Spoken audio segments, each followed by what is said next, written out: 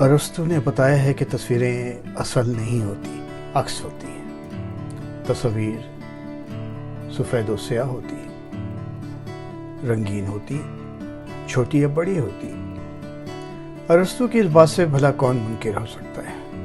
یہ سچ ہے، تصویریں اصل نہیں ہوتی۔ مگر شمیم بازل کی مصوری ہم سے کچھ اور کہتی ہے۔ شمیم بازل وہ مصور ہے جو تصویروں کو اصل بنا کر پیش کرتا ہے، اور یہ کمال کسی بھی مصور کے پاس اگر ہے تو یہ یقینی طور پہ عطائے خداوندی ہے، اور شمیم بازل ہمارا دوست اس دولت کمیاب سے مالا مال ہے۔ شمیم کے ہاتھوں میں وہی برش اور رنگ ہوتے ہیں جو دوسرے تمام مصور استعمال کرتے ہیں۔ شمیم بازل بھی اسی طرح پینٹنگ کرتا ہے جس طرح دوسرے مصور کرتے ہیں، مگر اس بات پہ بھلا کیا شک کہ شمیم کی پینٹنگ مکمل طور پر، بلکہ شمیم کی پینٹنگ مکمل ہونے کے بعد کچھ اور ہی کہہ رہی ہوتی ہے۔ وہی برش، وہی رنگ، پھر شمیم کی مصوری ممتاز ترین کیوں؟ یہ کوئی فلسفہ نہیں، بہت سادہ سی بات ہے۔ شمیم کی پینٹنگ میں جو رنگ استعمال ہوتا ہے اس میں شمیم کا لہو بھی شامل ہوتا ہے۔ شمیم جب برش کو ہاتھوں سے تھامتے ہیں تو دراصل ان کے ہاتھ اور دل دونوں ایک ساتھ حرکت میں آتے ہیں۔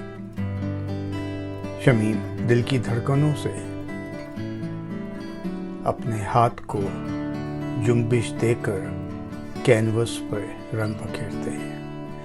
شمیم بازل شخصیات کی تصویر بناتے ہیں تو آپ دیکھیں، ایسا لگتا ہے کہ وہ شخصیت آپ سے بات کر رہی ہے۔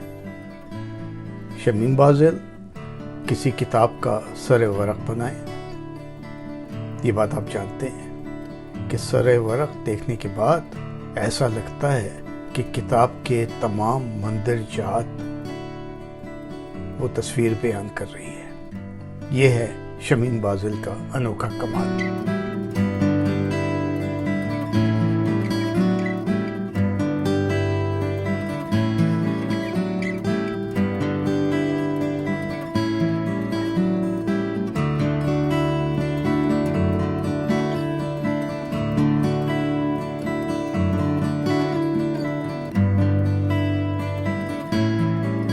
شمیم کی پینٹنگز کے بارے میں بہت کچھ کہا جا سکتا ہے، مگر فن شناس یہ جانتے ہیں کہ شمیم کی پینٹنگز میں معاشرے کی ناہمواریاں، انسان اور انسانیت، سورج کی تپش، چاندنی کی ٹھنڈک، سمندر کی گہرائی، دریا کی روانی، بھوک کی تڑپ، ہرس کی جھڑپ، جنگلوں کی سرسراہٹ اور محبتوں کی آہٹ، ان سبھی معاملوں کو شمیم بازل مصوری کا موضوع بناتے ہیں اور خوب بناتے ہیں۔ اہل علم و دانش سے شمیم بازل بہت داد سمیٹ چکے ہیں۔ میرے نزدیک ان کی شاعری، ان کی گلوکاری اور ان کی ڈرامہ نگاری دراصل یہ ان کی مصوری کا ہی تسلسل ہے۔ شمیم نے بہت محنت کر کے خود کو منوایا ہے۔ اب یہ ہمارا کام ہے کہ ہم شمیم بازل کو بتائیں کہ وہ صرف فنکار نہیں بلکہ ہمارا مان بن چکے ہیں۔